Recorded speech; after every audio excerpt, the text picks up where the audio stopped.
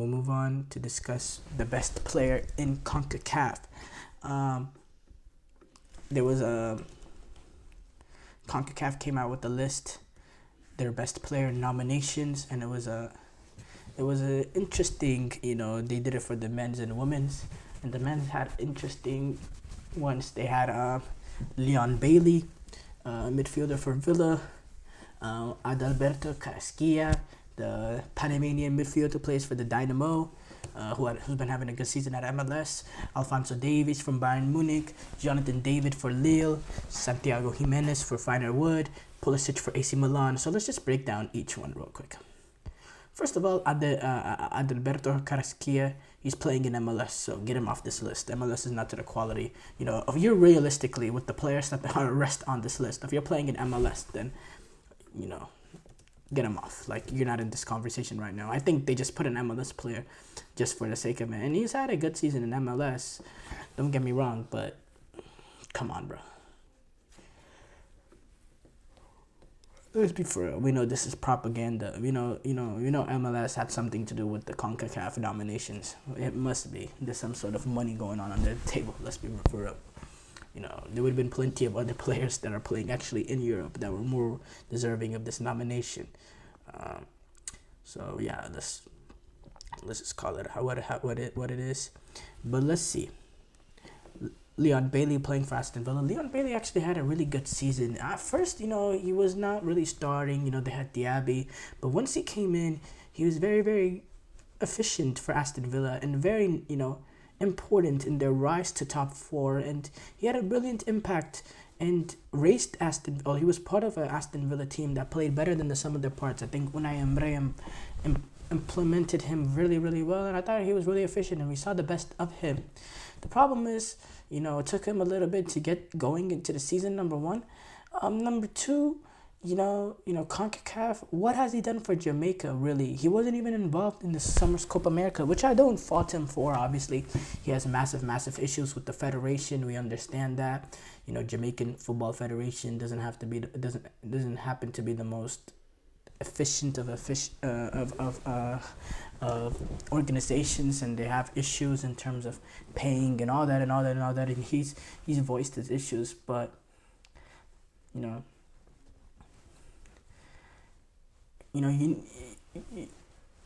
it's hard to blame him for whatever, this is, but to be honest, if you're winning the CONCACAF award for best player, don't you need to do something in the international tournaments as well? Jonathan David, he's had a very good season at Lille. He was the second leading goal scorer for Lille. In the Ligue 1.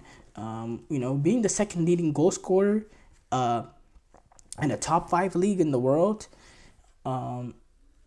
Scoring, I believe he scored,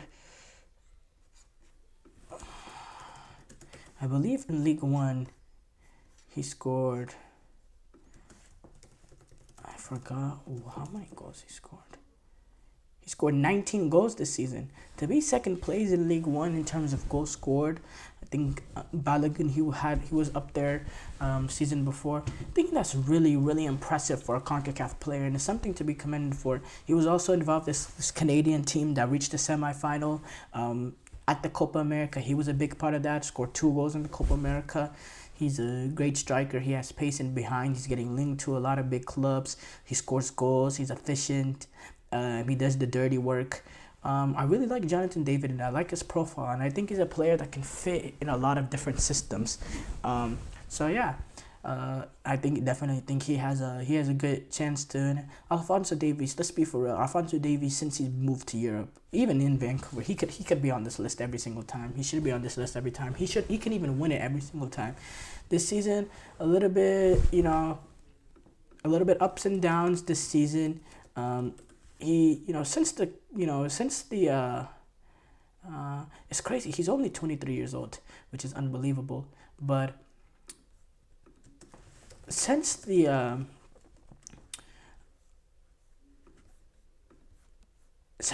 Champions League winning campaign, he hasn't really been quite at those levels, But he was able to play 29 goals this season, had 2 goals, 5 assists, and he was still a very, very solid left back. You remember the wonder goal he had against Real Madrid didn't end up being enough because of the Real Madrid black magic that they always have. But he's a very, very good player, very, very technical, has pace. He gives Canada flexibility in the fact that he can play multiple positions. He could always be up there. I just think the fact that, we're used to this at this point. We're used to his brilliance year in, year out. Kind of makes it difficult. It's kind of like the MVPs in NBA and NFL. You get syndrome. You want the new man syndrome. You want not the new man, but someone who doesn't do it year in, year out because you want someone else to win it.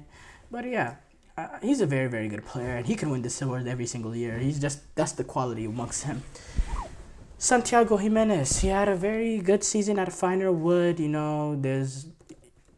has scored a lot of goals. He was very important in their campaign this season. Don't get me wrong. I think for Finer Wood, he had, let me pull up the numbers real quick, but he scored 23 goals, had 6 assists. Coming this season, 23 goals in 30 games. Really, really good player, and what he did for Finer Wood, there's no two ways about it.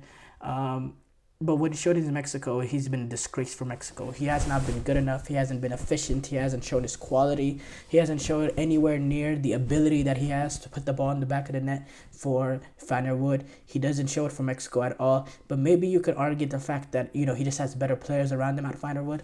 Well, let's be for real. Santiago Jimenez himself looks bad, though. When he gets on the ball, he does not look comfortable. He does not look efficient in front of a goal. He looks timid. He plays with a... He just doesn't play with the player that has the quality of someone that scored 23 goals at Finer Wood when he's playing for Mexico. And maybe it's a product of his environment, but let's be for real.